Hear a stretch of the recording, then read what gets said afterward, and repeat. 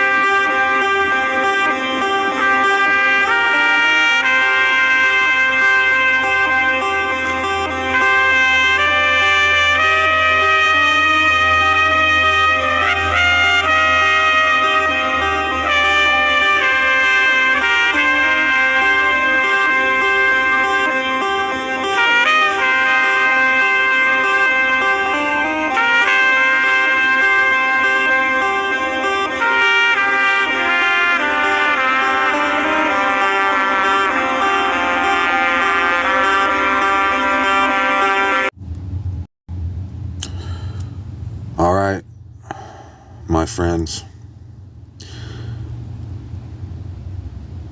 You see this lady, she has that flask in her hand. I don't know how I missed that before. I mentioned it in the video that got taken down, I believe. So if I mentioned this in one of the past videos, I would say I apologize, but I mean, I wouldn't even want to apologize then, because we need all the information, all the instruction we can get right now. And yeah, I don't know how I missed this before. And we just went over Mark 14 the other day.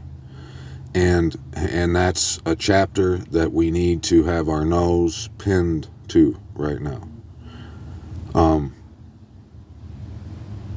If you were here before and you remember how I stressed the significance of the lady breaking the flask of expensive perfume and pouring it on Messiah right before he said that she did it for his burial. And you can see that's what the child is. That's Messiah, that child is. So the Messiah is representing the Messiah, and this child is. And you see who's spinning on the top of the place where the scepter is at the end of this movie. And if you notice right here in this scene, he has a blackened eye. He only has one eye. That's letting you know that it's, not too many people are, if any, are actually going to the Word to see if what they believe is true, or just to be reading it. A lot of people, they read the Bible kind of like we've read how it says, and I think we're going to read that here in a minute, how it says, they take it line upon line, command upon command. They take the fear, they get the fear of the Most High. It's taught by man, like they go to preachers and teachers to teach them the fear of the Most High. That's not how it should be. It can't be that way. The way it must be is we must be a lover of the Word.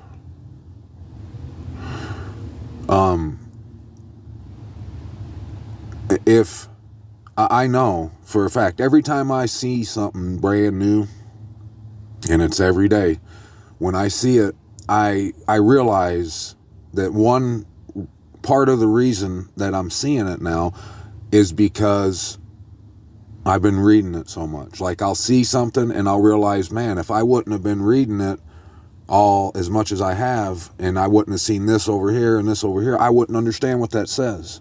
So it's I could tell you I'm a lover of the Word all I want, and that doesn't mean anything. But if you took and looked at my history, like if you looked at the last 2 years and see where I spent the majority of my time, it's right in His Word. I mean, endless hours. And that's how I found this. And thank the Most High that I did. Hallelujah, that I did.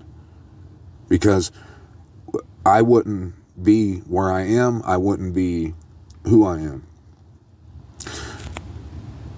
I've had to give it everything I've got. And there's still a lot more left to be given. Don't get it twisted. But there can't be anything. You're probably someone who knew that the tribulation, however you see the end, like whatever you would call it, I'm sure you're someone who knew it was coming, and it would be here someday, right? One day. You knew that this was happen one day. Well, I'm telling you right now, it's happening. This is it. And see, the problem that a lot of us have, I had it, thank the Most High that I don't anymore, but the problem that a lot of us have, that I had, is we've built our expectancy on sand. we never really thought about what we were going to do that day. We always said, and but we just never, we've been living our life like it was never going to happen. But humor me for a second. Try to pretend that, the days come and that you don't just get to just keep living your everyday life and going through the same, clock in, clock out, back home, dinner, shower, sleep, repeat, all that kind of stuff. Just pretend for a second. Humor me. What do you do now that today is the day that you need to act? What do you do? And most people, even if they could pretend for a minute and just go through a hypothetical scenario with me to think about what they would do, they can't even do that because they believe that either when they die, they can just keep doing what they're doing, and when they die, they get to go to heaven or wherever, or if they don't have to die, that they're going to get twinkled up out of here. That's what they believe. But what's the Word say? What does the Word tell us? And when you see what the Word has told us, when you see that, it makes perfect sense. If all you had to do is live your life out and never really do, you can say you love the Most High, you can go every Shabbat, you can make sure you don't do nothing wrong. But if I can't tell that you're a lover of Him, that you've been head over heels for Him, if He can't tell that, somebody can't tell that, you ain't been reading His Word. And if you would read His Word, you would see. And like I was just saying, that there would be nothing gained out of just getting twinkled up out of here, or just dying and going to heaven or whatever. There would be nothing gained.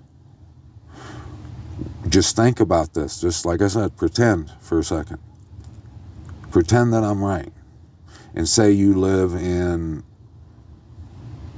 Alabama and you see that this is right. What's it going to take for you to get in the car, or however you got to get there? What would it take for you to get in the car to go to Jerusalem and be there because you trusted in the Most High?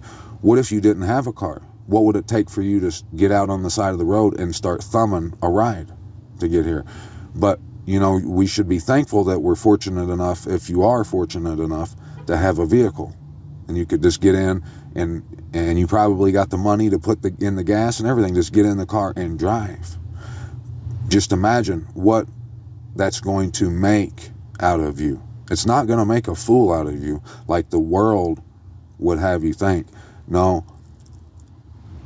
Sitting there, hands empty come the day, because you've based your expectancy. Your expectancy is a myth. It's false. And if we're talking about the Most High at all, if we're talking about Him and we say we're Christians, we're Torah observant, whatever we say we are, we get that. Anything we say, we get from the Bible, right? So the Bible should be our source of direction, just like it says it is, the lamp to our feet. So let me take you and show you in this Word. And if you're paying attention and you closely inspect, thoroughly examine, test everything that I show you thoroughly, out of love and out of fear. Fear is the beginning of wisdom. But if you love your dad and you know that he has your back, you've seen him wine and dine you, and you've been led by his gentle hand,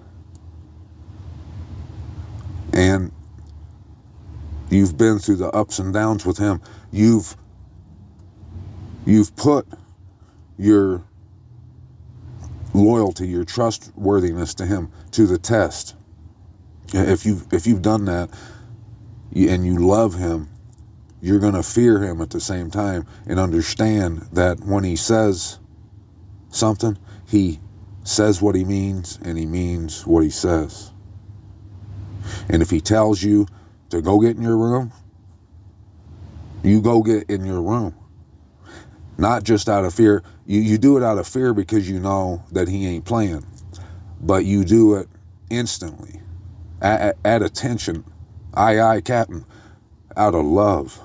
Because you love him. So when you see that you got to go get in your room, but not as a punishment, as an escape, just like the Passover. If it was real back then, why can't it be real right now? If Abba passed over them in Egypt and killed all Pharaoh's firstborn, all the stuff he did, and let them go and escape from that. But now you're going to see in the Word that this time it's the ultimate Passover. And it's the whole reason it was even made. That this is it. And if you can love him, and like I said, test everything, but thoroughly examine what we're going to read, you'll see that he's going to give you a direct order. And if you love him, you'll go. If you fear him, you'll go. If you're suicidal, you'll stay. Check it out. Now, you've seen 23, right? 23 of Psalms. And we just went through a few of those chapters there. You saw those. Hopefully you've been reading them. We're going to go through a few chapters here in Isaiah. But this is for everything. I'm doing this because I love you. And the Most High. I see what's coming. I'm on the wall, I'm blowing my horn, but I'm not doing it just because I have to. I'm doing it because I love you. And I see where we're at. And the best part about it, though, what keeps me going, it is I've seen in his word at the same time that this is how it would be, that no one will listen up until the very end. And then just humor me for a second. Say you haven't been believing it, but you're starting to see, and you're getting hungry and thirsty for the word like this, like you're supposed to. Like I was saying earlier, most people, when they go to read the word, they'll go read a couple verses, and it's just think about what's motivating them to read it. Is it so they'll know what to say, so they can teach a good sermon? What is it? What's your motivation when you read the Bible? Are you reading it, why are you reading it? I read it because I can't get enough of it. And that's just the truth. I can't get enough, and it's the only thing that satisfies me. So, we're going to read through a few of these chapters, but I'm just hoping that you'll see. And if you could humor me for a moment, just pretend that that's you, and you're starting to see, and then you see it. And when you see it, you're faced with the choice of getting in the car and punching it. And you do that. And you get to the set apart place because you've seen the truth in the word, and you get there, and then everything the word told you would happen, the promise it made you, it happens. And everything around here gets destroyed, just like in the Passover. But this, like I said, this is the grand finale. It's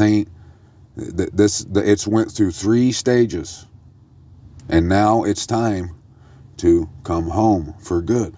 Just imagine if you do that, what kind of faith you're going to have, what kind of character it's going to build in you, in a relationship and intimacy with the Most High. Just imagine.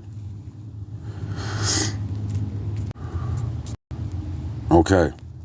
So, you probably hear some background noises. I'm right beside the interstate, and there's nowhere else for me to park. So, like I said, I'm doing this because I love you, and I want to give. I see it coming, and I want to give every opportunity possible. I want to do all I can to make sure that I leave nothing out here for you, that I get you every piece of evidence and information that you can use. So let's start right here. Isaiah 23. The message concerning Sor. Howl, you ships of Tarshish, for it has been destroyed, without house, without harbor. From the land of Kittim it has been revealed to them. Be silent, you inhabitants of the coastland, you merchants of Sidon, who passed over the sea, they filled you. And on great waters the grain of Shihor, the harvest of the river, was her increase, and she was a marketplace for nations. So I need you to understand that the great waters, it's water is truth, but when it says sea, that's the people. You should know that. And great waters, it's the truth. So, and on great waters, the grain of Shihor, the harvest of the river, was her increase. So what would that be? What would the harvest be? That's the good people. That would be like us, me and you. We've grown up, and we are producing fruit like the grain because of these great waters that come from the Most High. But if we continue on with the expectation that we're going to get caught up in the twinkling of an eye, that will be Sor's increase. She will have gained that good fruit that was reared up on the word and on the truth. And at the very end, Sor tricked her into, or him or her into, suicide. And she was a marketplace for the nations, a marketplace that's all. When it says marketplace, it's talking about religions. You could go from the smallest of churches, study, Bible studies, all the way up to all the congregations, every denomination, religion, Vatican, whatever. All of that. That's the marketplace. Be ashamed, O Sidon, for the sea has spoken, the stronghold of the sea, saying, I have not labored, nor brought forth children, neither have I reared young men, brought up maidens. Like the report of Egypt, Mitzrayim, they too are grieved at the report of Sor.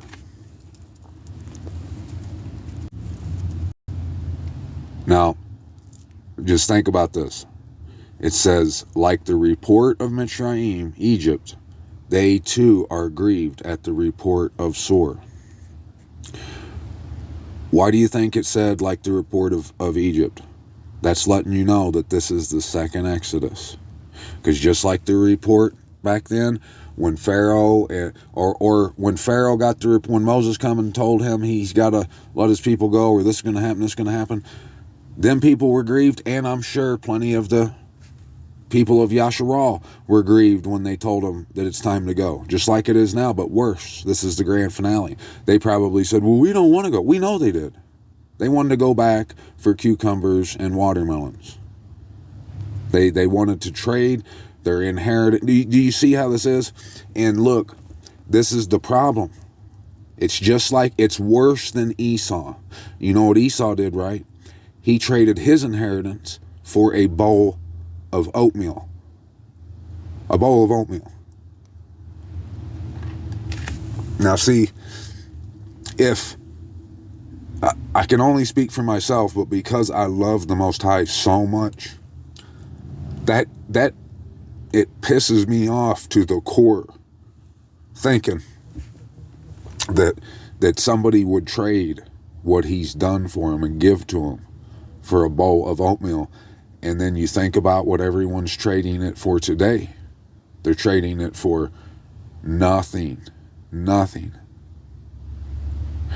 And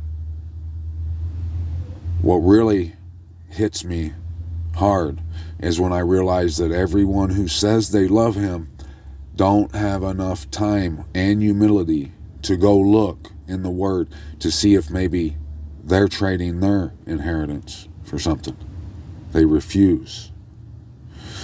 Pass over to Tarshish. Wail, you inhabitants of the coastland. Is your city of revelry?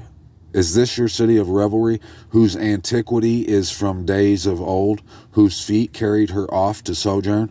Now, city of revelry. He says that every once in a while, and he always calls Jerusalem the city of revelry. And I'm pretty sure, correct me if I'm wrong, but revelry means the city. It means like the party, like, because he called it the city of revelry because of the appointed times, the feast days. And that's where you go and you have. It's not rival. It's nothing to do with rivalry. It's like, you should know, it's like the town where it's happening, where it's going on. So he's asking them. He says, "Is this your city of revelry?" And like I said, correct me if I'm wrong. When you go through the Word, you're going to see a lot. Most times, when he says the city of revelry, he's talking about Sion, Jerusalem. But he says that he asked them this question: "Is this your city of revelry, whose antiquity is from days of old, whose feet carried her off to sojourn?" You see, that was rhetorical. He was being sarcastic when he asked them that. Who has counseled this against Sor, the crowning city, whose merchants are chiefs, whose traders are the esteemed of the earth?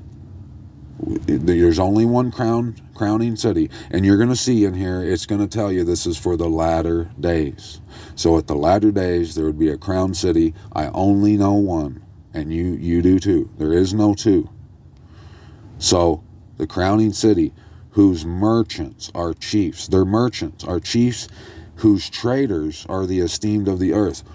If the merchants is religion and doctrine and all that kind of stuff, and the Word, whatever, anything to do with a God and afterlife and all that kind of stuff, if that's what it is, then the traders of that merchandise, if they're esteemed, who would that be? And you already know. All these preachers, anyone who is talking about paganism and they're tickling people's ears, those type of people, they're esteemed. If, any one of us could go and be a preacher and be a famed preacher if we wanted to do what's wrong, do what's false. We could do that, and it's not hard for me anymore to see their fruit. When Messiah said, "You'll know them by their fruit, judge them by their fruit," not condemn them, but understand who you don't want to be like, and who it is. A life. You'll be able to tell. Like I said before, I've said this so many times.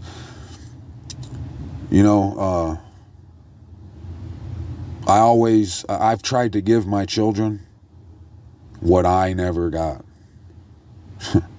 So it seems like having the childhood that I did, it's made me love my children. Like I see that. I know that if it wasn't for how my childhood went down, that I wouldn't I wouldn't love my children the way I do, because I remember all the things that I wanted when I was a child, and that I didn't get, and that's what I try to do. So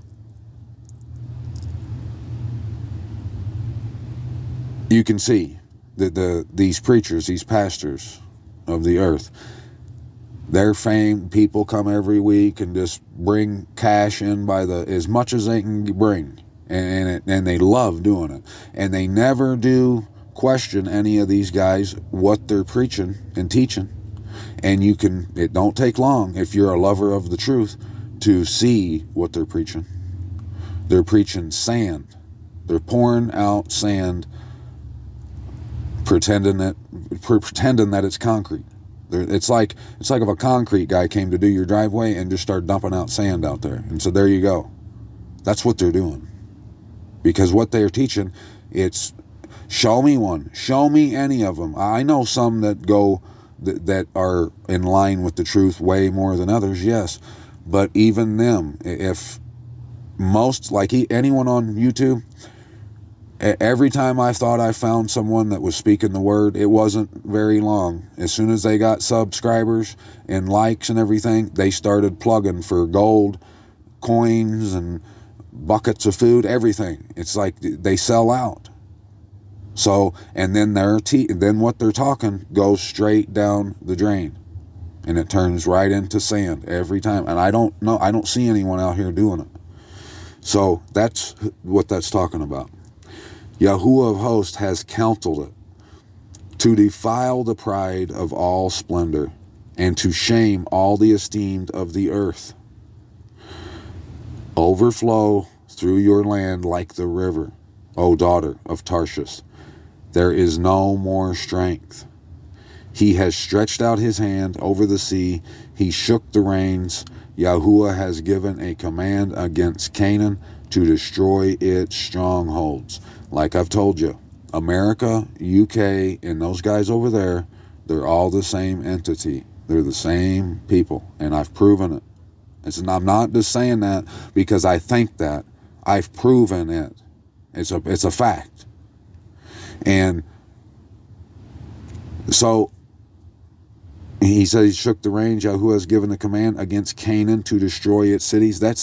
You're going to see that it's London, New York, DC, that place over there. That's what's going to happen. He has said, and more than that strongholds are like Hail Zeus, Jesus. The story all these Christians are believing, and they're walking straight to the edge of the cliff, following all these things.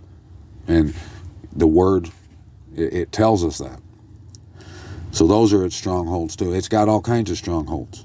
And he said, never again shall you exalt, O you oppressed maiden, daughter of Sidon. Arise, pass over to Kittim, even there you shall find no rest. See, the land of the Kasdim. And that's letting me know right there when it says at the end that pass over to Kittim, even there you shall find no rest. America is the land of Kittim. That's the continent of Kittim, or whatever, however you would call that. Well, what he's saying is anybody that's over there across the pond, pass over to Kittim. Even there you shall find no rest. And that lets me know what's coming here. And we all know that, right? We all can see what's coming this way. We know. See the land of the Kasdim. The land of the Kasdim. It's the same thing. The land of the Kasdim is the Great Lakes area. The Kasdim just means Chaldean. So it's the land of the Chaldeans, of the Babylonians. Babylon. This people did not exist. See the land of the Kasdim. This people did not exist. So you see what he's telling you? He's telling you that they're frauds. They're not even who they tell you they are. Ashur, Satan, founded it for wild beasts of the desert. They set up their siege towers. They demolished her palaces and made her a ruin. Do you see? That's exactly what I just told you. They said Satan founded it for wild beasts, for entities, for like giants and Nephilim and angels, all that kind of thing. He founded it for them, and is it not? It is, isn't it? They set up their siege towers. Their Hollywood, the TV screen, everything you can think of, every weapon that we've had hoisted against us. That's what that is. And then what's it say they did? It says they demolished her palaces and made her a ruin. That's what they did to our inheritance. How, you ships of Tarshish, for your stronghold is laid waste. And in that day it shall be that Sor is forgotten 70 years, according to the days of one sovereign. At the end of 70 years it shall be to Sor as in the song of a whore. Okay. The 70 years ended in 2018. And if you don't believe that, just think about this for a second. It says at the end of and it shall be at the end that Sor is forgotten 70 years. She's forgotten. No one realizes who Sor is, okay? For 70 years, as the days of one sovereign.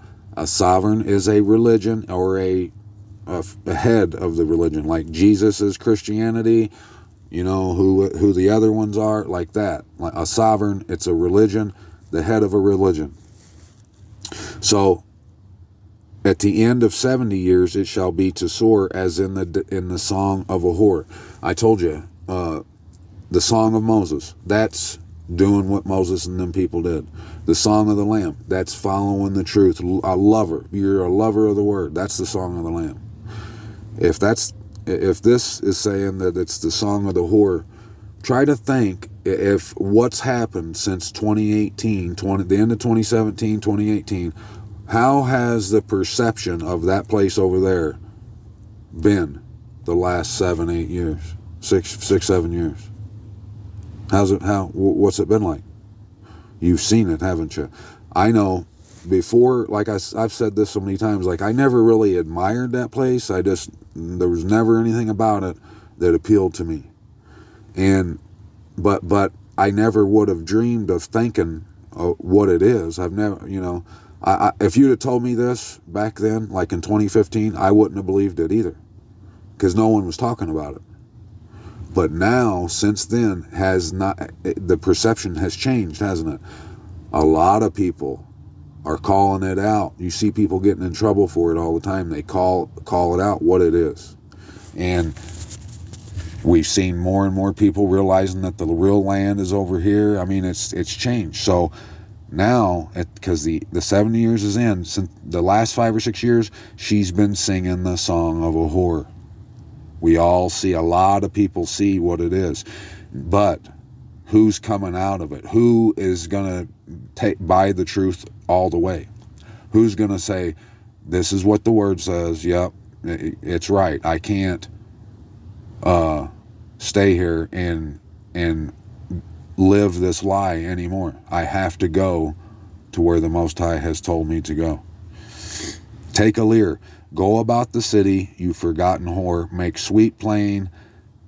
Sing many songs so that you might be remembered. And at the end of the 70 years, it shall be that Yahuwah visits Sor, and she shall return to her harlot fee and commit whoring with all the reigns of the earth on the face of the soil. And her goods and her harlot fee shall be set apart for Yahuwah. This is the best part right here. It shall be her goods and her harlot fee shall be set apart for Yahuwah, not treasured nor laid up. For her gain is for those who dwell before Yahuwah, to eat sufficiently and for a choice covering. Like I was just saying, their error and the no shame, the just nasty filthiness of it. Once I've seen what it really is, it actually does. It shows me how far I want to distance myself from all that stuff. So I do eat on it sufficiently. I see that this is what the word says, but everyone over there is following a lie, and you can see the result of it, the aftermath. You see how the world is. Look at. Can you tell me this, that you can go on to TV or YouTube or flip up through anything and go very far without seeing transgender people talk, all this stuff, everything that you see wrong with this earth, it's all a result of going astray, not staying true to the truth. People have made decisions based on their feelings and on their feelings. They want to impress someone. They want people to think that they're this or they're that. And it's for nothing. So the more I see that, the more satisfied with this truth I get. And when I see the fruit of this truth, what it has brought me, what it means to me, what it means to the Most High, it, like I've been saying, my bib stays on. 24. See, Yahuwah is making the earth empty, and making it waste, and shall overturn its surface, and shall scatter abroad its inhabitants. Now, that's not literal. I've said this before. That doesn't mean he's going to flip the earth upside down literally. No, he's going to, the world the way you know it, it's going to completely change everything about it. And it shall be as with the people, so with the priest. There you go. So the priests aren't going to be anything special. As with the servant, so with his master. As with the female servant, so with her mistress. As with the buyer, so with the seller.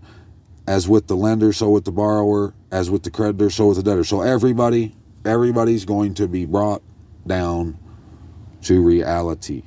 The earth is completely emptied and utterly plundered, for Yahuwah has spoken this word. The earth shall mourn and wither, the world shall languish and wither, the haughty people of the earth shall languish. And you seen in the child's eyes that was hooked up to the screen, TV screen or whatever, something comes across his eyes and it says markets plunge. So keep that in mind. And that's right after you see what happens to the place of the scepter. For the earth has been defiled under its inhabitants, because they have transgressed the Torah, changed the law, broken the everlasting covenant. There you go. That's why. He tells you. That's the answer. The earth has been defiled under its inhabitants because they transgressed. They, and that word, it does sound so harsh to people who, they're not, they might not, they haven't read much of the word. They don't know the Most High. So that word initially spoken to them, it kind of throws people off sometimes, but all it means is, if you have say you're taking a math test, and for every question, there's a correct answer, right? Well, if you don't answer those questions correctly, do you still get to pass? Does that still mean that you got those right? No, you transgressed. You went the wrong way. That's all it's saying. That if you're going to do something, it's best to do it right. They changed the law, broken the everlasting covenant. They don't care about the land and what he gave to us. Therefore a curse shall consume the earth, and those who dwell in it be punished. Therefore the inhabitants of the earth shall be burned, and few men shall be left. The new wine shall fail, the vine shall languish, all those glad at heart shall sigh.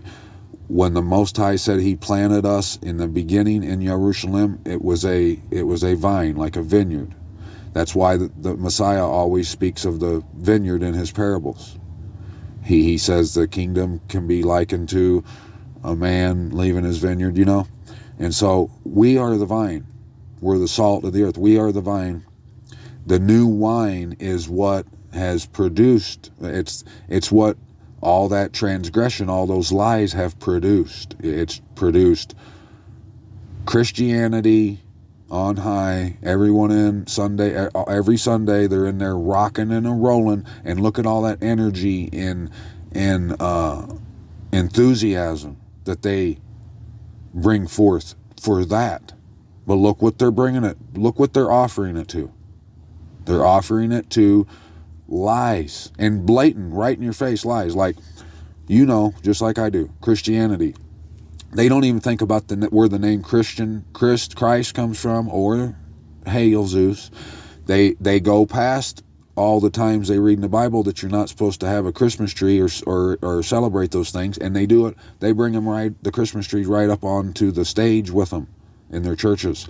They got a steeple on top of the building, most of them do, which represents a phallic symbol. The cross is the sign of Tammuz. There's nowhere, you can't look I don't think there's a page in the Bible that you could open and not see something that the Christians should see. If they read it, they would see that they're doing something completely ass backwards. So that's that new wine that you see, and they don't stop with the Christians. It goes to all religions. That's what Babylon does. Babylon, it's all false, all falsehood. All those glad at heart shall sigh. So that's all coming to a stop. The joy of the tambourine shall cease. The noise of those who rejoice shall end. The joy of the lyre shall cease. It's all come. No more rocking and rolling. No more do they drink wine with a song. Strong drink is bitter to those who drink it. So whatever they drink, they're made more bitter. Any of that falsehood, like I said, this time it's crunch time. We need to be devoting any time we have to the truth. We shouldn't be on YouTube anywhere watching or listening to someone talk about nonsense, even if it's just because we want to see what he says about this, whatever. We shouldn't be giving it no time. We should be giving all our time to the word, and that's it. Because all it's going to do, it's going to make you more drunk, more bitter. The deserted city shall be broken down, every house shall be shut, no one enters. There is a crying for wine in the streets. All joy shall be darkened, the gladness of the earth shall be gone. And just imagine, if what this word is saying is true, what I've been saying is going to happen over there. Just imagine if that does what all these people with that great expectancy that they have, that they've bet the house on it. No questions asked. When that gets taken away, that's now you should be able to see how the gnawing and the gnashing of teeth is coming about. And it's way bigger even than that, but it's a lot bigger than the way we traditionally have thought of it. There is a crying for wine in the streets. Okay, I just read that. The city is left in ruins, and the gate is stricken with destruction. Meaning no one will go there or want to go there or even go in that direction. For thus it is to be in the midst of the earth among the peoples, like the shaking of an olive tree, like the gleaning of grapes when the grape harvest is done. They lift up their voice, they sing of the excellency of Yahuwah, they shall cry aloud from the sea. And maybe that's one thing that's going to push people over the edge as far as looking at this truth like this and seeing what it's saying about coming home. Maybe that's what it will be, because it says they shall cry aloud from the sea. Therefore praise Yahuwah in the east, the name of Yahuwah, the Most High of Yasharal, in the coastlands of the sea. So if you're over there, if you've been given your devotion to that, praise him now. From the ends of the earth we shall hear songs. Splendor to the righteous one. But I say, I waste away, woe to me. The treacherous betray, with treachery the treacherous betray. Whoever's betrayed, that's who he's speaking for when he said, woe to me. But I say woe to me, because look, at first he said, we hear the from the ends of the earth we shall hear songs. You're hearing it from me. This is whether you believe it or not. Hopefully you realize that I'm speaking the truth right now. This is a song. This is the song of the Lamb, the song of Moses. That's what I'm singing. And you're hearing it. But, saying splendor to the righteous one. And to sum it up, I'm not actually saying them exact words. I'm singing a song that says those words. But what I'm spitting, it is a song screaming from the firmament, from the chandelier, saying splendor to the righteous one. Splendor is a reference of the land, of royalty. Most times you see splendor, he's either talking about us, and like David, whoever was in the Zion, in Jerusalem, and they were, all the feast days, all that stuff, splendor. Or when it's talking about Sor, or Babylon, and their splendor. So splendor is a sign of the crown, the true crown or the fake crown. But the world, they say, I waste away, I waste away. This is the song they're singing.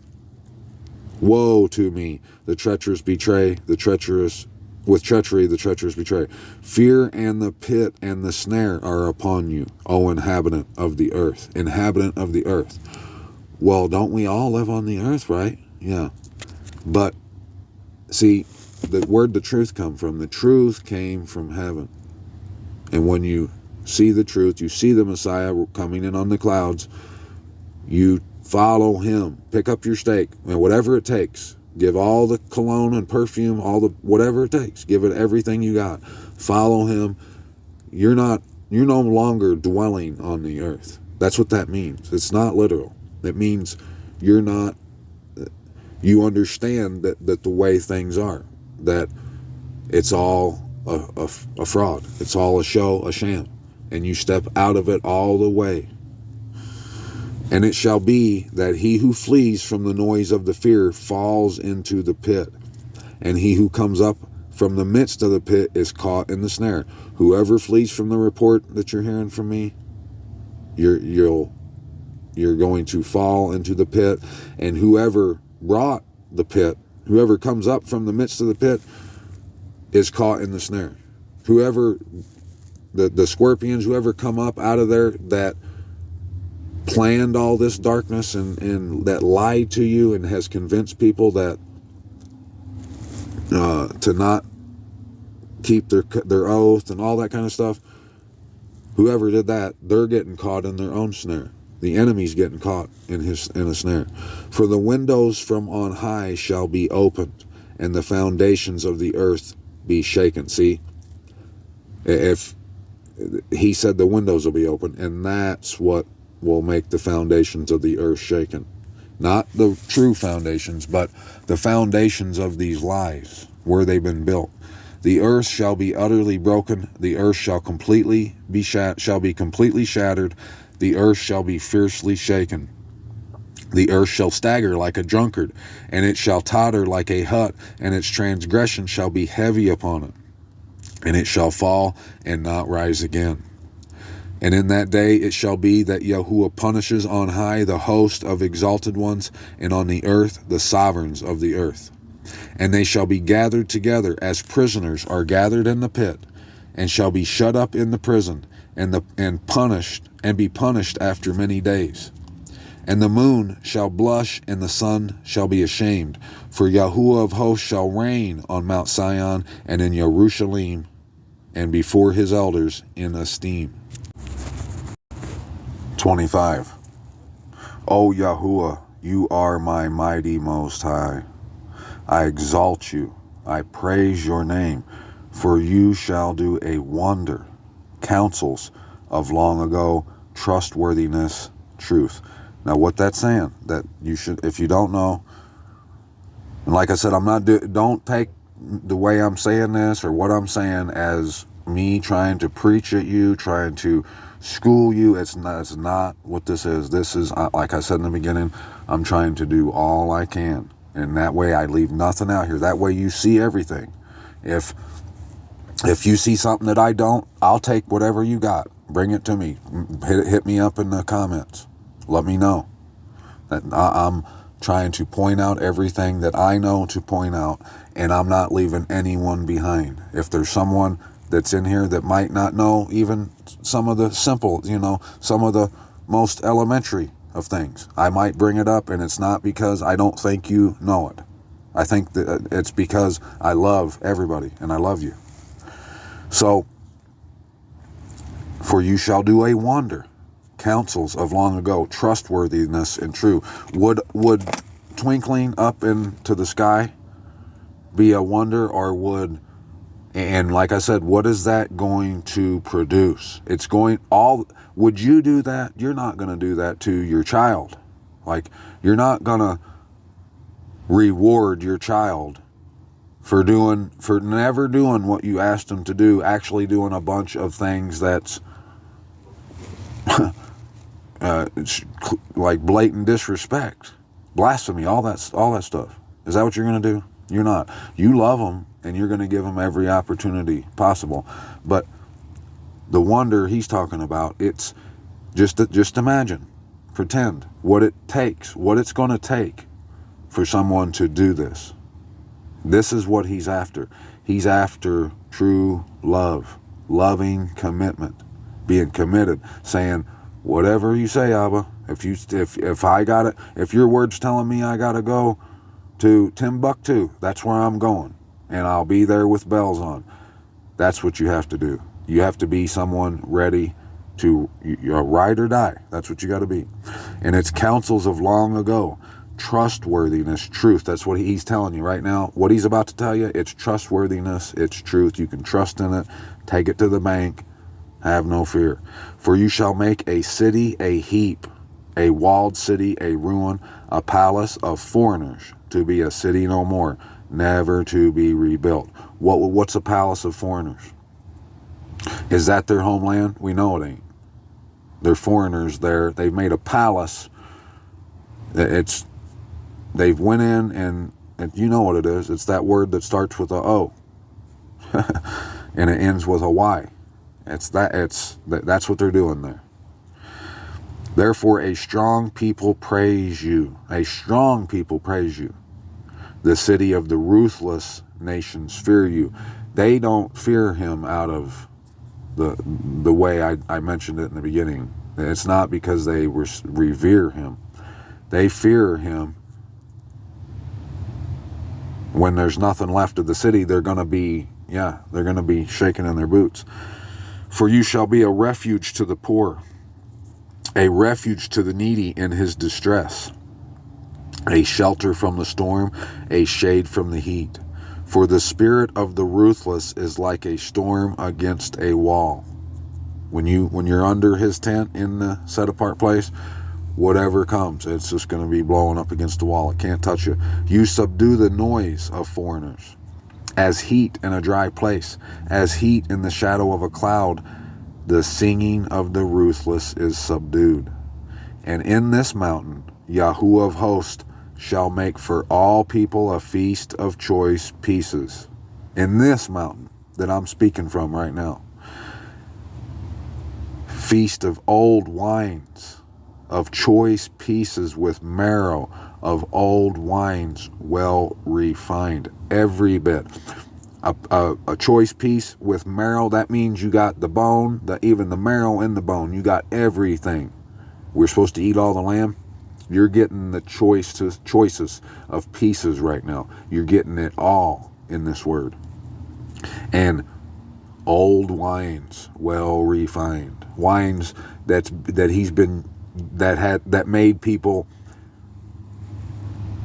sing and dance back in the day. The truth that he's been teaching.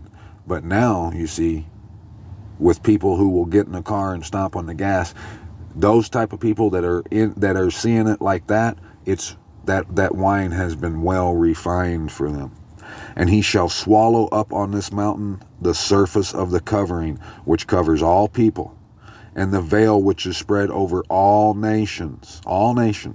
He shall swallow up death forever, and the Master Yahuwah shall wipe away tears from all faces, and take away the reproach from his people from all the earth.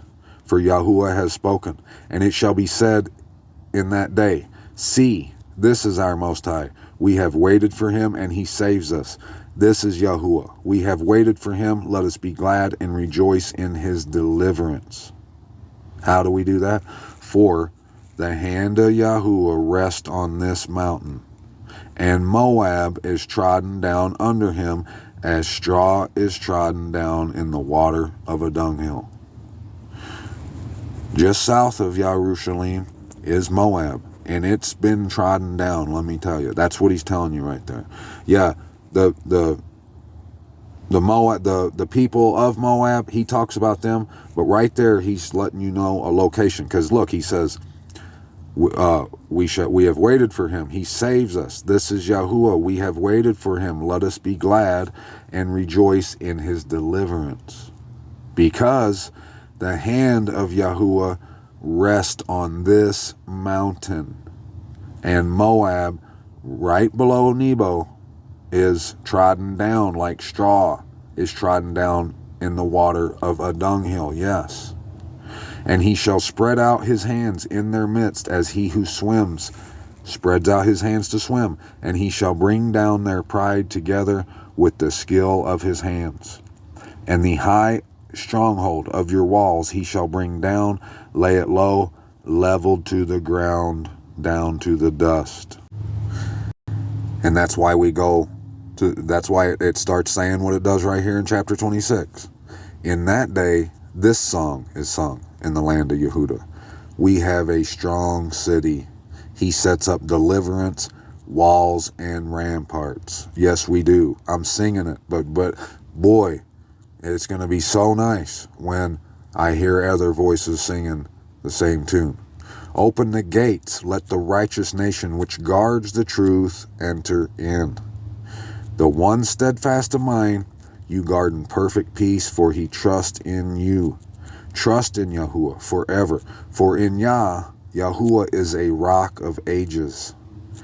That rock, like I told you about my mom's dream, she got out on the rock we've been told to build our house on, this rock, it's an eternal rock. It never goes away.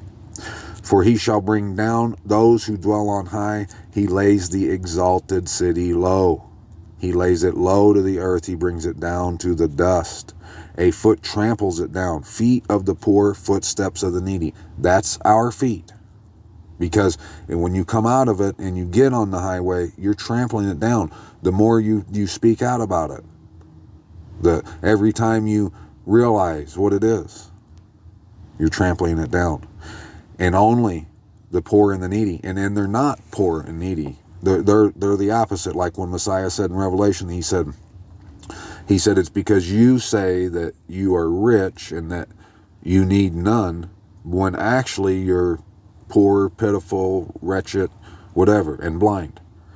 But when he says when he's talking good about the poor and the needy, he says that's the only people who are going to find the escape are the poor and the needy, the crushed in spirit, brokenhearted, and those who tremble at his word. So the world thinks that we're poor and needy, and that because our riches aren't laid up on earth. That's who's going to trample it down. The path of the righteous is uprightness. O upright one, you weigh the course of the righteous. Also, in the path of your right rulings, O Yahuwah, we have waited for you. The longing of our being is for your name and for the remembrance of you. My being longs for you in the night. Also, my spirit within me seeks you earnestly. For when your right rulings are in the earth, the inhabitants of the world shall learn righteousness, what to do, and how to do things right. The wrong finds favor, yet he shall not learn righteousness in the land of straightforwardness. He acts perversely and does not see the excellency of Yahuwah. O Yahuwah, your hand is high. They do not see. They see the ardor of the people and are ashamed. Also let the fire for your adversaries consume them. They are ashamed. They don't seem ashamed. They don't believe that they're ashamed right now, but you can see it on them. When you see these people who give their devotion to falsehood, and it's spoiled them, it's spoiled them, and whatever is around them, plumb rotten, but they don't see it, and they're just as thrilled to death about it, you know. And you see that, when I see that, it's like, man, if they only knew. Oh Yahuwah, you establish peace for us, for you have also done all our works in us. O Yahuwah, our mighty Most High, other masters besides you have had rule over us. Only in you do we make mention of your name. Only in you do we make mention of your name. There you go. If you're in a church with a steeple and still doing all the holidays and everything, it don't matter how much you know Abba's name.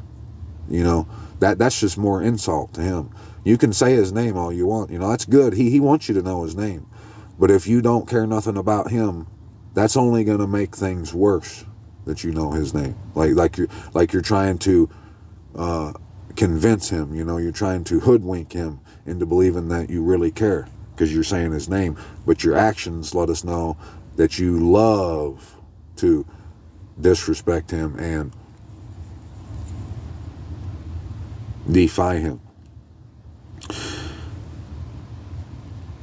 The dead do not live. The departed spirits do not rise. Therefore you have visited and destroyed them, and made all their remembrance to perish. You shall increase the nation. O Yahuwah, you shall increase the nation. You are esteemed. You shall expand all the borders of the land.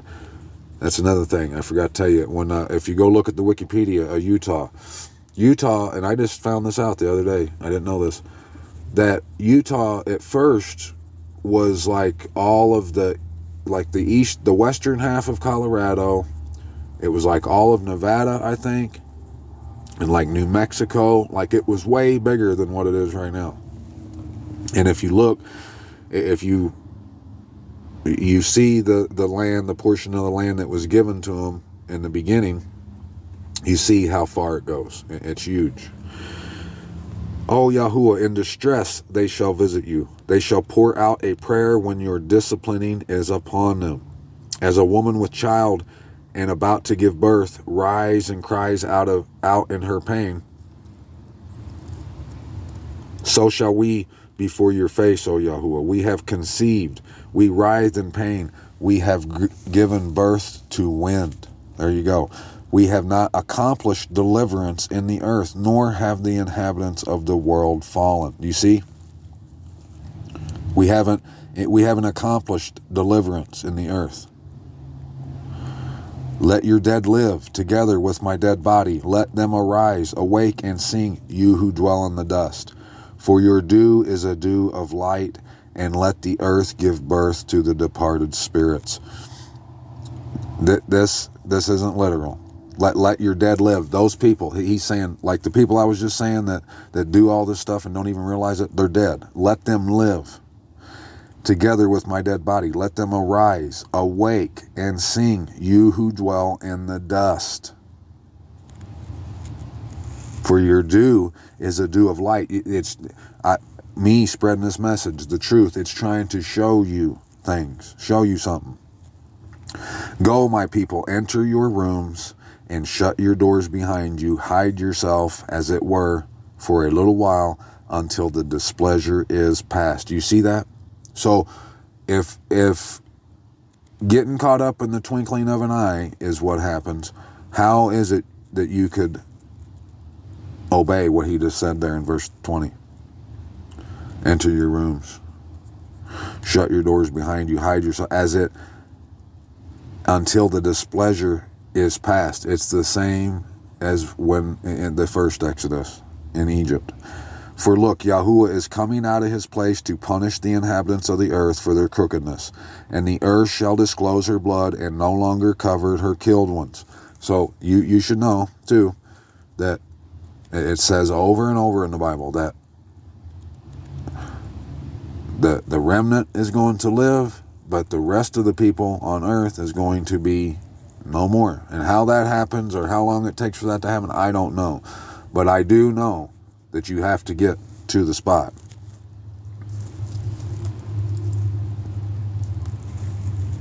In that day, Yahuwah, with his severe sword, great and strong, punishes Leviathan, the fleeing serpent.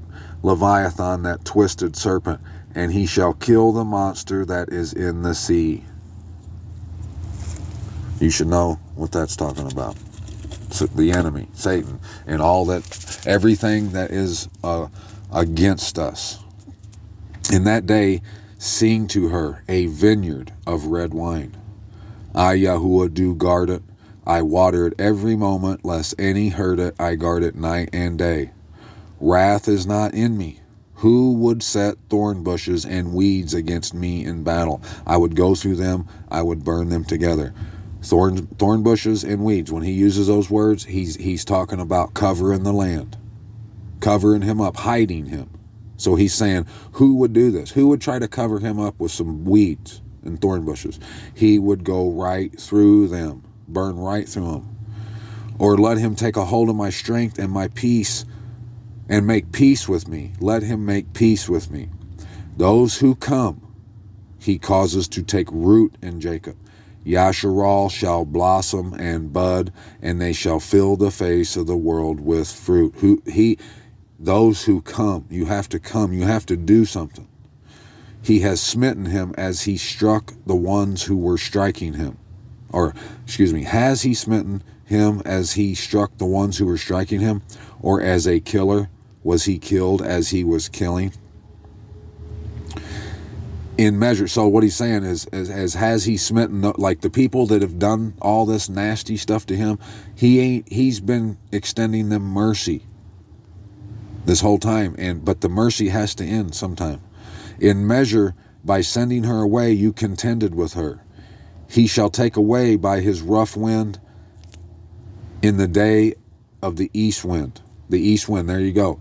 The east wind is when the truth comes and blows those thorn bushes away. Therefore, by this, the crookedness of Jacob is covered, and this is all the fruit of taking away his sin, when he makes all the stones of the slaughter place like chalk stones that are beaten to dust. Asherim and sun pillars rise no more. When that's all done, the fruit of taking what's going to be produced when there is no more sin is there will be no more steeples and Christmas trees and Jesus, all those things. For the city of defense is lonely, a home forsaken and left like a wilderness. There the calf feeds, and there it lies down and shall consume its branches. Here is where you get the fruit, where you get that truth. The truth that you're hearing me speak, it come from being here. The city that of defense that has been forsaken. When its twigs are dry, they are broken off. Women come and set them on fire. For it is a people of no understanding. Therefore he who made them has no compassion on them, and he who formed them shows them no favor. In that day it shall be that Yahuwah threshes from the channel of the river to the wadi of Egypt, Mitzrayim, and you shall be gathered one by one, O children of Yasharal. And in that day it shall be that a great shofar is blown, and those who were perishing, who were dying in the land of Satan, and the outcast in the land of Mitzrayim, Egypt, shall come and shall worship Yahuwah on the set apart mountain in Yerushalayim. 28. Woe to the proud crown of the drunkards of Ephraim, and to the fading flower of its splendid comeliness, splendid, that is on the head of the fertile valley, to those who are overcome with wine. And see, most people, they believe that is literal, that they're alcoholics, but they're not. It's way worse than that. They're drunk on this new wine. See, Yahuwah has one who is strong and potent, like a downpour of hail and a destroying storm, like a flood of mighty waters overflowing, who casts down to the earth with the hand. That's that truth. When it says that he heard the voice coming from the throne like many waters, it's many truths coming at you. That's his voice. It's like a downpour of hail. We see a lot of times where it says hail and sulfur, like fire and hail, like those hailstones that were like sulfur. If you read in Ezekiel, it's talking about the coals of fire that come out of the wheel within the wheel. That's the set apart spirit. And it says, Ezekiel said he saw what looked like a man's hand underneath of it, trying to catch the coals of fire, and they're the coals from the slaughter place, from the throne. It's truth, great pearls of truth. And that's why he touched the cherub touched Ezekiel's lips with it, his mouth. You don't really think he literally went up and touched his mouth with a hot coal, do you? No, it's symbolism, the truth of the set apart place. So Yahuwah, as one who is strong, no, I just read that, sorry. A destroying storm like a flood of mighty waters overflowing, who cast down to the earth with the hand. The proud crown of the drunkards of Ephraim is trampled underfoot. And see how I can say that for sure with me, because like it's been trampled down to me. I'm no longer drunk on that wine. I see what's going on. I see who they are. I see what's happened. All these things that we were told that happened, they actually happened in a whole other way. Something completely different happened than what we've been told. And I mean, I could lay out anything, any like major historical event that's in the last 1,000 years, 2,000 years. If you want to talk about any of those things that we know, like this common, things that everyone knows, common knowledge, I can prove it to you. That pretty much any one you want to pick, I can prove to you that it actually happened in a complete different way. The proud crown of the drunkards of Ephraim is trampled underfoot, and the fading flower of its splendid comeliness that is on the head of the fertile valley, like the first fruit before the summer, which, when one sees it, he eats it up while it is still in his hand. Meaning, he's not going to put it in the basket and take it back home with a bunch of other ones. He's been waiting for him to get ripe. When he sees it, he's getting it in his hand and he's eating it right then. That's what's going to happen to the fertile valley. In that day, Yahuwah of hosts is for a crown of splendor. See, a crown of splendor and a headdress of comeliness to the remnant of his people. And a spirit of right ruling to him who sits in right ruling, and strength to those who turn back the battle at the gate. At the gate. Meaning we're fighting to get people to come home. And those two have gone astray. And these two have gone astray through wine and through strong drink wandered about. Wait, did I read that wrong? Yeah, and through strong drink wandered about. Priest and prophet have gone astray through strong drink. They are swallowed up by wine. They wander about through strong drink. They go astray in vision. They stumble in right ruling. That's how they're drunk, you see? That's how they're drunk. That's how they wander and stumble. For all tables shall be covered with vomit, no place without filth. Now, if you've ever wondered what that means, we just read the other day that he says he was saying that the people who he showed, he showed them the pillar of fire. He split the sea of reeds for Moses and all that stuff. They seen all his wonders, but then they still had the audacity to ask the question, is he able to prepare a table for us in the wilderness? The table, it is the place where you eat, where you get your food. All tables shall be covered with vomit. He's going to vomit them out of his mouth. No place without filth. Whom would he teach knowledge? And whom would he make to understand the message? The message. Those weaned from milk, those taken from the breast. That's the only way. And I mean, that's just how it is. If you haven't been at least loving the word enough to get familiarized with it, you've probably got no chance. And I mean, that's just how it is, because this is the only truth. For it is command upon command, command upon command, line upon line, line upon line, here a little, there a little. For with a jabbering lip and a foreign tongue he speaks to this people. Jabbering lip and a foreign tongue. People can't understand it. That's like Greek to them. To whom he said, this is the rest. give rest to the weary, and this is the refreshing, but they would not hear. There you go. This is key, Mishpachah. So he said, who would he teach knowledge?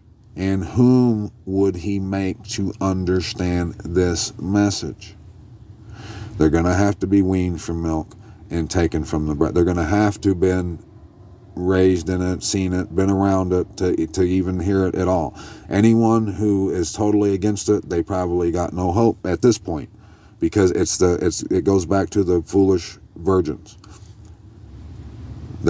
They could try now and try to come in and start seeing this, but man, it's like I said, this is a journey, and it's equally about the journey as it is the destination. It's all together fantastic.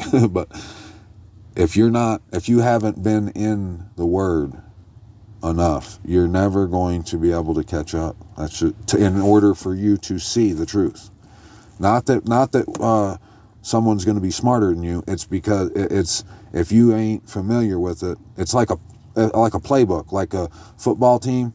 They might trade for some guy from another team, and he has to study that playbook and get familiar with it. 3 or 4 years down the road, he still might not have all the plays down. But so how hard is it going to be to get someone right before like the Super Bowl to come in and learn the playbook and be able to go out and execute? There's just not going to be able to happen. For it is command upon command, command upon command, command upon command, line upon line, here a little, there a little. So this is the message. He spoke, and the people who's been in love with it, they're here, they see the message. But to the people who don't know the playbook, they don't know the Word, it's jabbering lip, it's foreign tongue to them.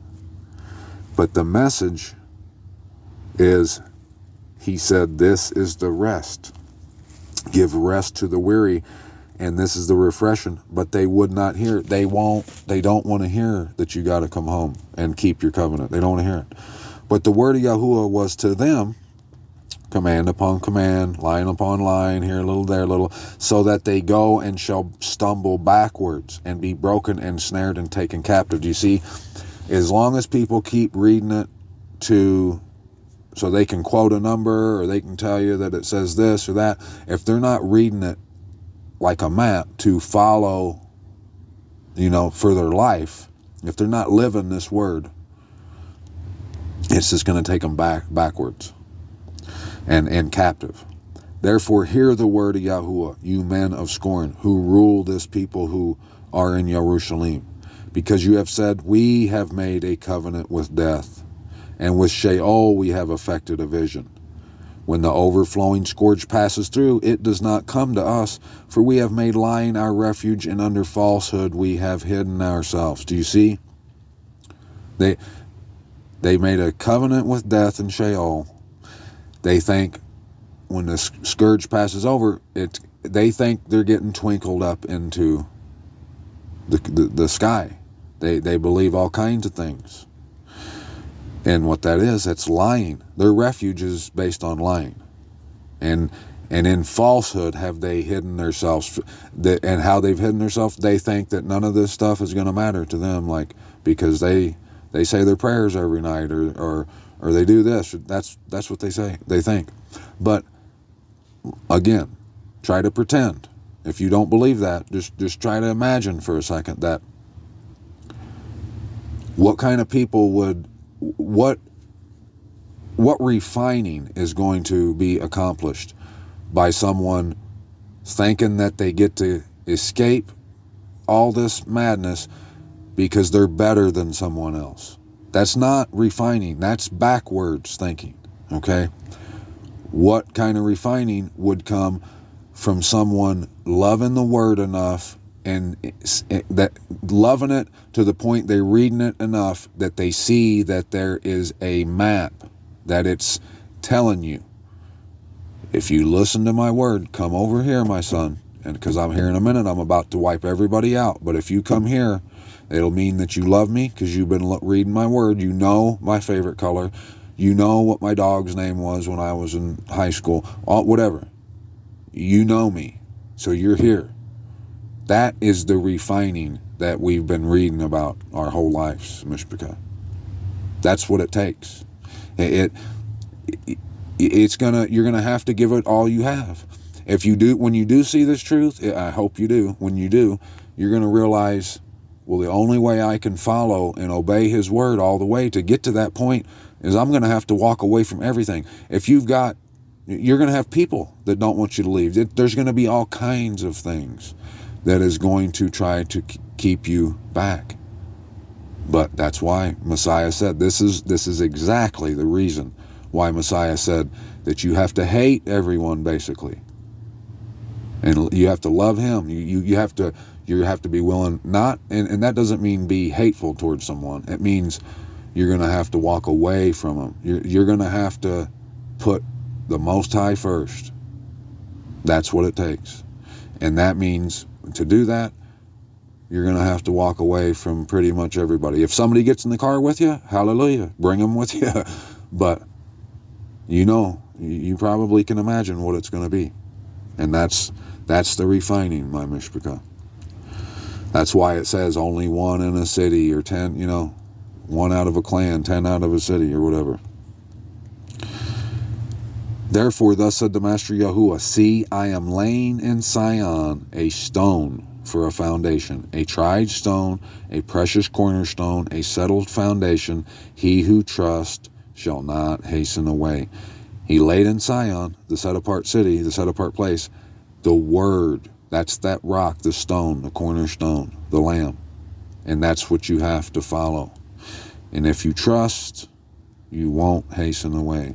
And I shall make right ruling the measuring line, and the right and righteousness the plummet, and the hail shall sweep away the refuge of lying, and the waters overflow the hiding place. Now see, the reason he says he's making right ruling the measuring line, like I've been saying, righteousness is just doing something right.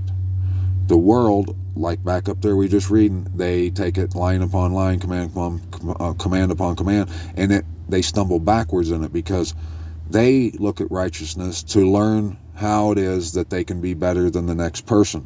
And that's how it is. And then that way they can say, oh, I don't do that. You know what I mean? And we all do it. We're all guilty of it. But what he says, measuring line, righteousness to plummet. What does the plummet and the righteous and the measuring line tell you about? It tells you about the Hakal, the slaughter place, the dwelling place. So to get home, that's to follow this map. That's doing what's right. That's righteousness.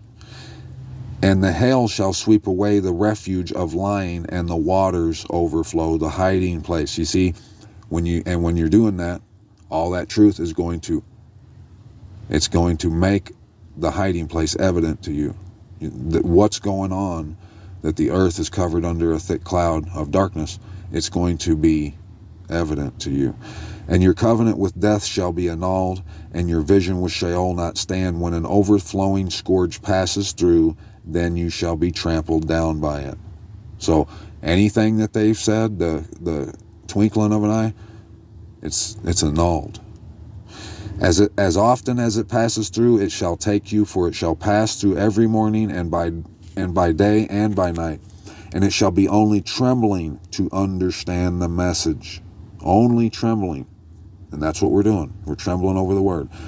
For the bed shall be too short for a man to stretch out on, and the covering shall be too narrow to wrap himself in it. See, now, and for anyone who ain't trembling at the word, they probably can't understand why it would say what it did in verse 19, and then in 20 it just starts saying, for the bed shall be too short. They can't figure out why that says that. But he had to say that. He's telling you that the hiding, who's hiding, the lies, everything, it's being exposed. He ain't able, all those lies ain't able to stretch out on the couch all the way. The blankets, his legs and face and everything's hanging out. For Yahuwah rises up at Mount Paritzim, and he is wroth as at the valley Gabon, to do his work, his strange work, and to do his deed, his strange deed. And now, do not be scoffers. This is your warning, Mishpachah.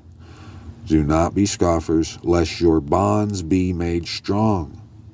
For I have heard from the Master Yahuwah of hosts a destruction decreed upon all the earth. If you scoff and you refuse this, the bond that's holding you in that prison, it's going to be made stronger. Give ear and hear my voice. Listen and hear my word. Does the plowman keep plowing all day to sow? Does he keep turning his soil and breaking the clods? That's what I was telling you earlier. You had to know that this day would eventually come, right? And that it would happen. Well, I guess you could say, lucky you, you're in that time, and it's time. Now you're going to have to, now we're going to see what, if you've really been body. If you weren't joshing us. When he has leveled its surface, does he not sow the caraway and scatter the cumin, plant the wheat and rows and barley in the appointed place, and spelt in its place? For he instructs him for right ruling. His mighty Most High teaches him.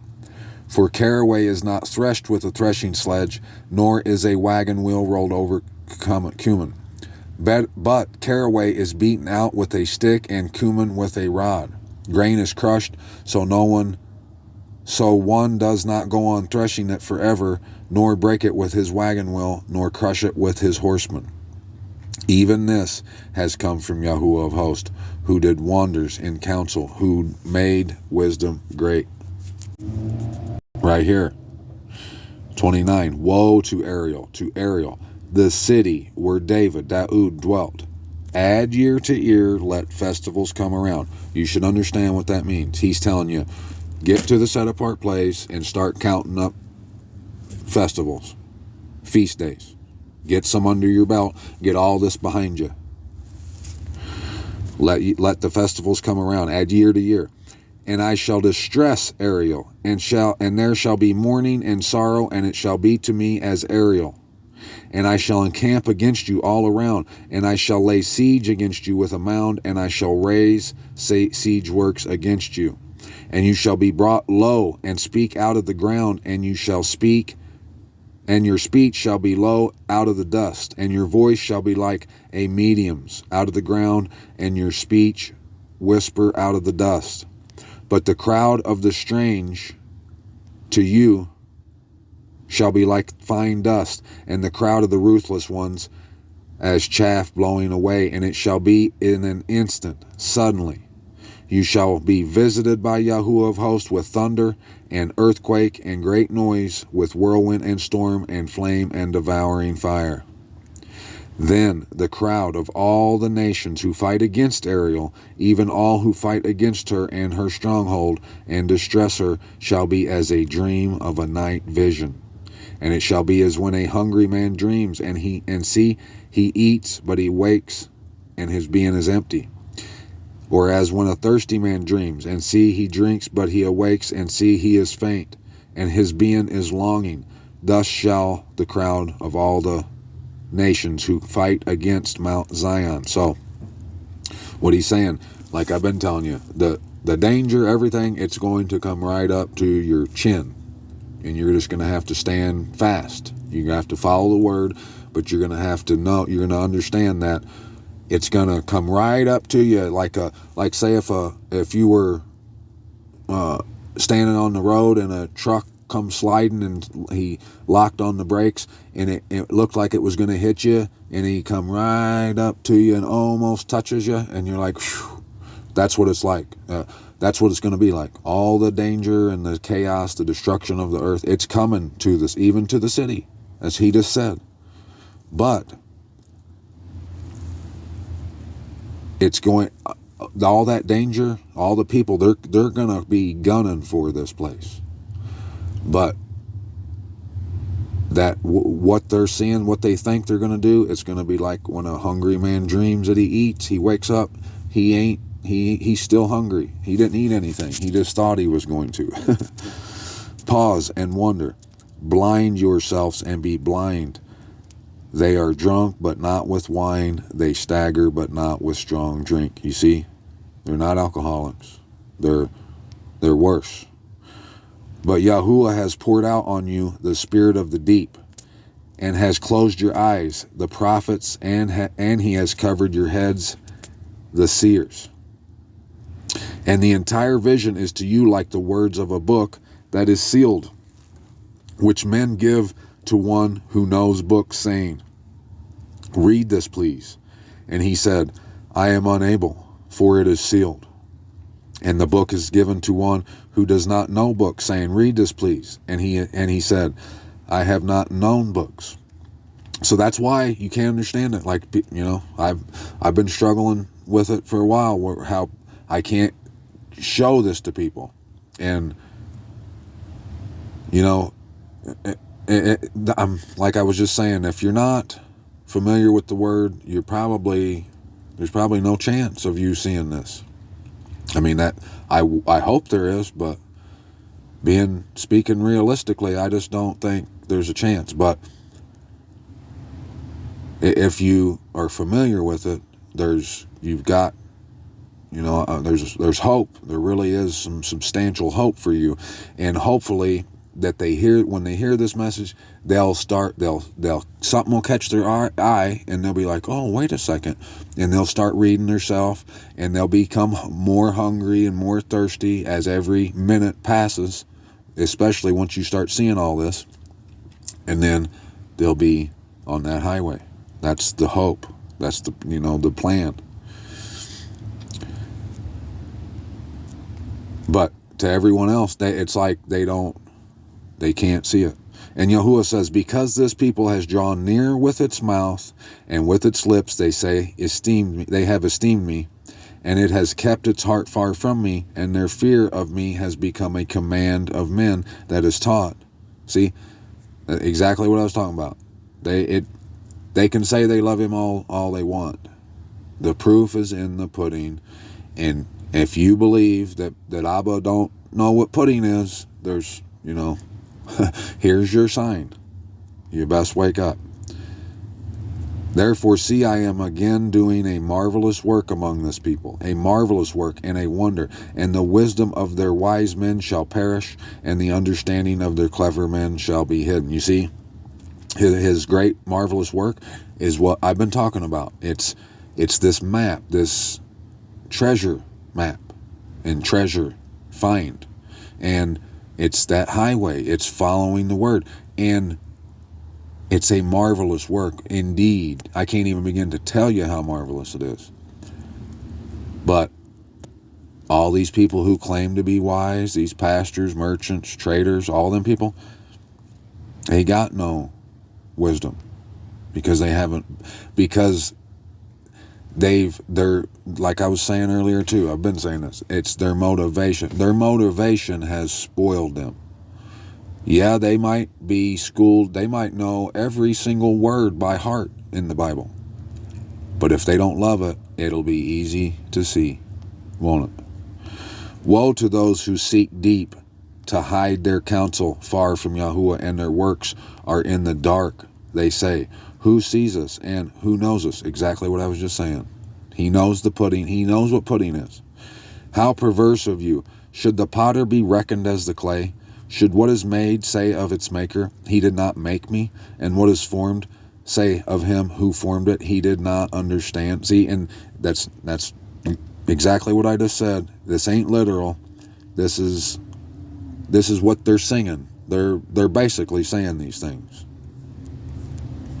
Is it not yet a little while, and Lebanon shall be turned into garden land, and garden land be reckoned as a forest?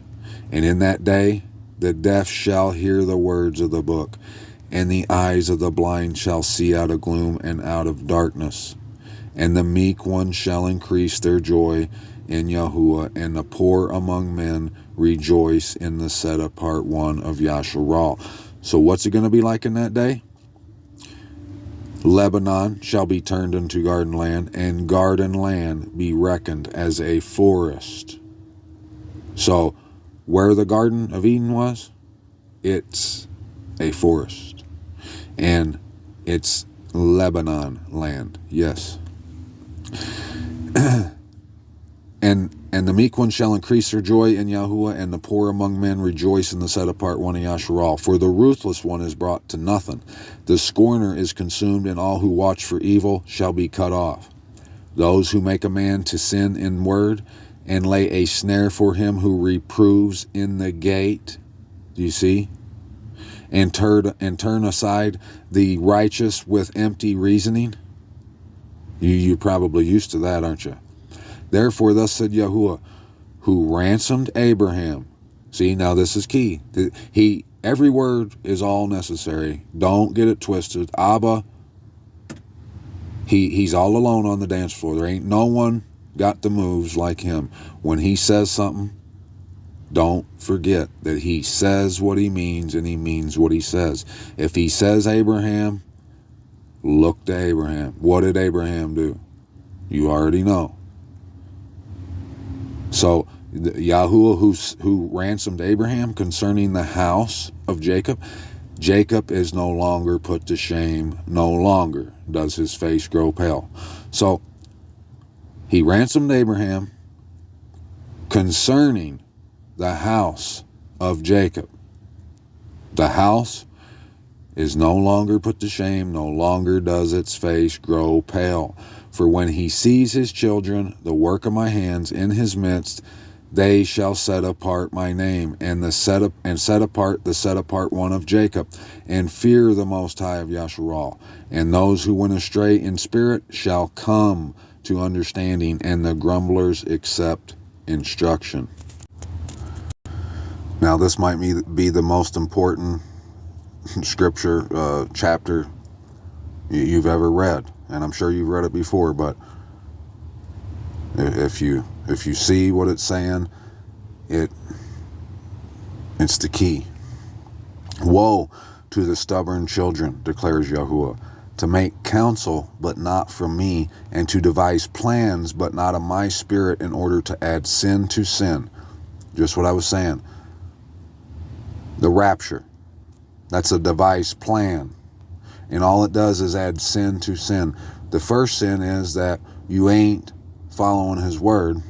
And then the second sin is, it's all kinds of sins, because you're thinking that you can do what you want and you still get to get up on out of here for free, and you ain't got to go through nothing. You see? But all the other people, like back in Egypt, they had to actually walk through the wilderness, didn't they? Noah had to build the boat. You know what's happening right now?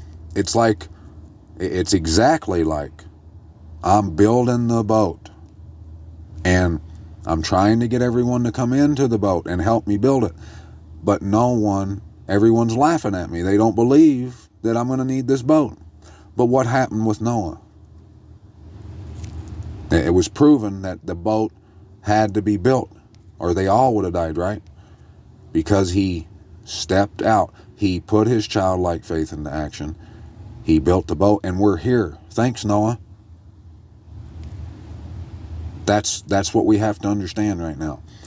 And his word is where it's proven. Put it to the test. Don't just believe it because I said it. Take it to the word and put it to the test. Let me show you right here in chapter 30. Those people who had sin to sin, who are sitting out to go down to Egypt, and have not asked my mouth to be strengthened in the strength of Pharaoh, and to seek refuge in the shadow of Mitzrayim. All this religion and stuff, it's come from Babylon and Egypt, one of the two. So all these myths that these people have, that's where their strength, they think it's strength. They think they've got it from Pharaoh, but they haven't. And the strength of Pharaoh shall become your shame, and the refuge in the shadow of Mitzrayim your confusion. For his princes were at so on, and his messengers came to Hanes. They were all ashamed of a people who did not profit them, not for help or profit, but a shame and also a reproach. Anytime that I've tried to share the message with people, you know how much ridicule I've gotten for what I'm doing. And all the people that did that, to me, I was a mockery, a shame to them.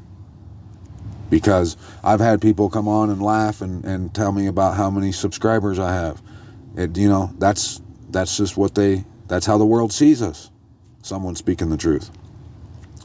The message concerning the beast of the south, through a land of trouble and distress, from which came the lioness and lion, the adder and fiery serpent. They convey their riches on the backs of young donkeys and their treasures on the humps of camels to an unprofitable people.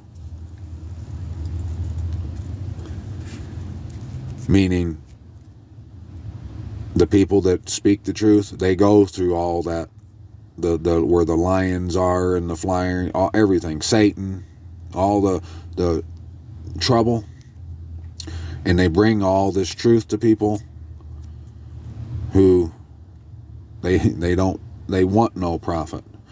When even Mitzrayim, whose help is vain and empty, therefore I have called her Rahab Hem Shebeth. I don't know. I went to look up what that name meant one time, but I can't remember. I did learn some of it, but I don't remember what it was. If you know, please let me know. And go, write it, and I'm sure that it'll go right along with what we just read. It'll have something to do with believing in fairy tales, probably. And go, write it before them on a tablet and inscribe it on a scroll, that it is for a latter day a witness forever, that this is a rebellious people, lying children who refuse to hear the instructions, Torah of Yahuwah, who say to the seers, do not see, don't see that vision, don't tell us that we got to leave here and go to our inherited land. No, don't do that. And to the prophets, do not prophesy to us what is right, speak to us what is smooth, prophesy deceits, give us butterfly kisses on our ears. That's what they want. But you should know how it should be done. It should be kiyah, up beside their ear. Turn aside from the way, swerve from the path, cause the set apart one of Yasharal to cease from before us. We don't like it. They don't. The world don't like it. Therefore, thus said the set apart one of Yasharal, because you despise this word and trust in oppression and perverseness and rely on them.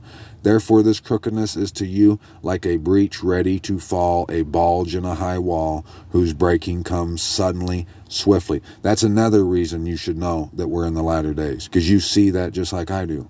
You see all the chaos and everything that's in the earth. You see that it's about ready to pop, like it can't go much longer. It's a breach ready to fall. And he shall break it like the breaking of the potter's vessel, which is broken in pieces without sparing, so that there is none found among its fragments. A shard, not found among its fragments, a shard to take fire from the hearth, or to take water from the cistern. For thus said the Master Yahuwah, the set apart one of Yasharal, in returning and rest you are saved. You see, in stillness and trust is your strength, but you would not. So that's how you know that those people that say once saved, always saved, I'm going to heaven, twinkle dust stuff, that's how you know that's what he was talking about back up here when he was saying that they trust in Egypt and everything. Because he says, because he tells us, in returning to the land and rest. Where do you get your rest? You get it on Shabbat, and you get it in the set apart place, the mountain. There's where you are saved, in stillness and in trust. Now, stillness, that's just like waiting. When he says wait on him, that's being still in his word. Looking to his word to see what the truth is. And be still. Don't panic and start reaching for what man's telling you. And that's going to happen. Until it's all gone, it's going to happen. There's going to be people saying, you can't do that. No, the Bible says this and that. Be still when that comes. When them storms come, be still and grab the word. Grab the edge of his garment and follow what the word says. It doesn't matter what everyone around you is saying. They're going to say a lot of things. You have to trust. That is where your strength is. But these people would not. And you said, no, for we flee upon horses, on churches and religions, right? Therefore you flee, and we ride on swift horses. Therefore those who pursue you are swift. 1,000 flee at the rebuke of one. At the rebuke of 5 you shall flee until you are left as a pole on top of a mountain and as a sign on a hill. And therefore Yahuwah shall wait to show you favor, and therefore he shall be exalted to have compassion on you. For Yahuwah is a mighty Most High of right ruling. Blessed are all those who wait for him. How do we wait? Right here. For the people shall dwell in Sion at Jerusalem. You shall weep no more. He shall show much favor to you at the sound of your cry. When he hears, he shall answer you. And see, don't get to thinking when he says, therefore I shall show you favor. Don't get to thinking that he's going to show that means that you get to keep doing what you're doing. No. How he shows you favor, he'll give you the opportunity to dwell in Zion, but only after he hears your cry, the sound of your cry, he shall answer you. When you start yearning for the truth, desiring it, loving him and the truth and right ruling and honesty, all those things, that's when he will answer you. Though Yahuwah gave you bread of adversity and water of affliction, your teacher shall no longer be hidden, but your eyes shall see your teacher. You see? Because these people, that's where this bread come from, because like we've been reading that he does both the good and the evil, and it has to be done. Those who don't care about him, he'll allow all that falsehood for them to swim in, because they beg for it. That's what they want, right? You know, like I said, you should know he's not in the business of slavery, of possession. He gives us free will, free choice. And if you choose truth, he'll hear your cry, and he's going to show favor to you. He's going to give you lots more truth. And that's when your teacher will no longer be hidden. Your eyes shall see your teacher, which is truth. And your ears hear a word behind you saying, this is the way, walk in it. Whenever you turn to the right or whenever you turn to the left, he's going to tell you exactly which road to take. And you shall defile the covering of your graven images of silver, and the plating of your molten images of gold. You shall throw them away as a menstrual cloth, and say to them, be gone. Anything other than him and the truth, throw it to the curb. Don't even stop. Don't even slow down. Open the door, kick their butt right out, and be done. Don't look back. And he shall give the rain for your seed, with which you sow the ground, and bread of the increase of the earth, and it shall be fat and rich, your cattle grazing in an enlarged pasture in that day. How sweet does that sound? And the oxen and the young donkeys that work the ground eat seasoned fodder, winnowed with a shovel and a fan. And on every high mountain and on every high hill there shall be rivers and streams of waters in the day of great killing, when the towers fall. There you go. In the day of great killing, if you've been crying out, you're going to get the truth of where to go. And it's going to come everywhere you look for it. You're going to find it. And the light of the moon shall be as the light of the sun, and the light of the sun be sevenfold as the light of 7 days, in the day that Yahuwah binds up the breach of his people and heals the wound of his blows. What's the breach? The breach is we've been removed from our set-apart dwelling, and we don't get to do that which is continual, the feast days. We're not here. We're not living the way we were intended to live. The reason the moon will be bright as the sun be sevenfold as of 7 days, it's that he's letting you know that when you see this and you come home, that's when the breach will be healed. You got to come home. You got to see it. You got to understand the lies and throw them down. Defile them.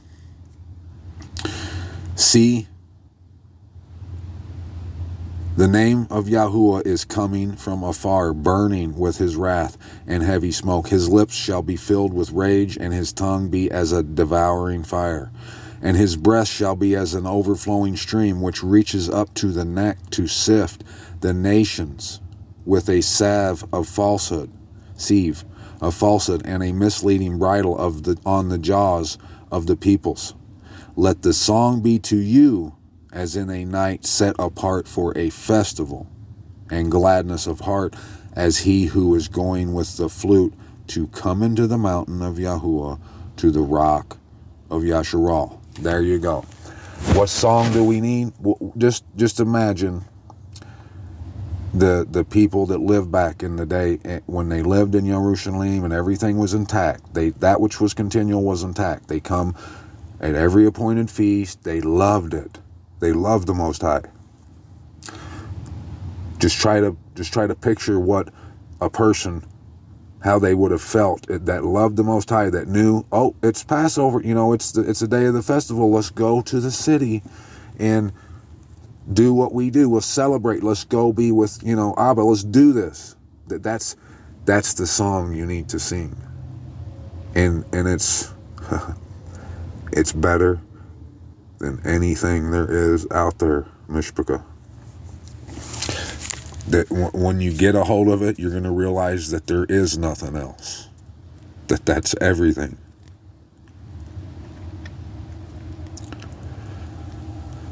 To come into the mountain of Yahuwah, to the rock of Yasharal. And Yahuwah shall cause his excellent voice to be heard, and show the coming down of his arm, the truth, with raging wrath and the flame of a consuming fire, with scattering, downpour, and hailstones. All the lies are going to be wiped away. For through the voice of Yahuwah, Asher, Satan, is broken down. With a rod he strikes, with a rod, a measuring rod, for the temple, for the set apart place. And every passage of the ordained staff which Yahuwah lays on him shall be with tambourines and lyres. And when he shall fight with it, battling with a brandishing arm. For Topheth was ordained of old, even for the sovereign it has been prepared. He has made it deep and large, its fire pit, with much wood. The breath of Yahuwah as a stream of burning sulfur is burning in it. I'm going to wrap it up here with 32. This one might be just as equally as important, Mishpachah. See, a sovereign shall reign in righteousness, and rulers rule in right ruling. And each one shall be as a hiding place from the wind, and a shelter from the downpour, as rivers of water in a dry place, as the shadow of a great rock in a weary land. Your house built on a rock. And the eyes of those who see are not dim, and the ears of those who hear listen. And the heart of the rash understand knowledge, and the tongue of the stammerers hurries to speak plainly. A fool is no longer called noble, nor the scoundrel said to be respectable. For a fool speaks folly, and his heart works wickedness, to practice filthiness, and to speak against Yahuwah that which misleads, to starve the being of the hungry, and to withhold the drink from the thirsty. And the methods of the scoundrel are evil. He has devised wicked plans to destroy the poor with words of falsehood. You're once saved, always saved. All you got to do is ask him into your heart. The rapture, all those things. Words of falsehood. Even when the needy pleads for right ruling. They want to know what the truth is. They don't tell you the truth. They discourage anyone trying to do it. They say, no, that you're not understanding it. You're not ordained. You didn't go to seminary. You see what I'm saying? They shun the truth, and they always have. The world has. But the generous one devises what is generous, and by generous deeds he rises up. Rise up, you women who are at ease. Hear my voice. Rise up, you complacent daughters. Listen to my speech. Listen. In little more than a year, you shall be troubled. You complacent women, for the grape harvest shall fail. The ingathering shall not come for you. Tremble, you women who are at ease. Be troubled, you complacent ones. Strip yourselves, make yourselves bare, and gird sackcloth on your waist. Give up the money. Give up every desire that you had. and focus on his voice. Lament upon the breast for the pleasant fields. Lament for the fruit-bearing vine. Weeds and thorn bushes come up over the ground of my people. Indeed, over all the houses of joy, the city of revelry. Without our city, Mishpachah, we can't get to that joy. And he's not, you should know, he's not going to force you to come to the city. You don't die and then he brings you here when you wouldn't come here now. This has to be done now. You have to make the decision now.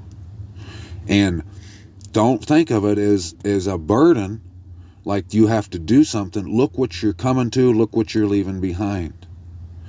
Other people that died and didn't live in the time that we're in, this great time that we're in, they didn't have this opportunity to grow the way we can. They will never see the level of intimacy that we can have with the Most High. It's impossible. They'll have, I'm not saying they won't be intimate, they didn't have levels of intimacy, but not like this. It's on the level of Moses' level and Noah's level. Those type of people, because they actually did it. It'll be like everyone who comes here will be like Noah. They will have built the boat, the ark, when everyone laughed at them. For the palace is abandoned, the crowded city deserted. Hill and watchtower serve as caves forever, a joy of wild donkeys, a pasture of flocks. Until the Spirit is poured out upon us from on high, and the wilderness shall become garden land, and the garden land be reckoned as a forest. Then right ruling shall dwell in the wilderness, and righteousness remain in the garden land. The work of righteousness shall be peace. See? And the service of righteousness be rest and safety forever.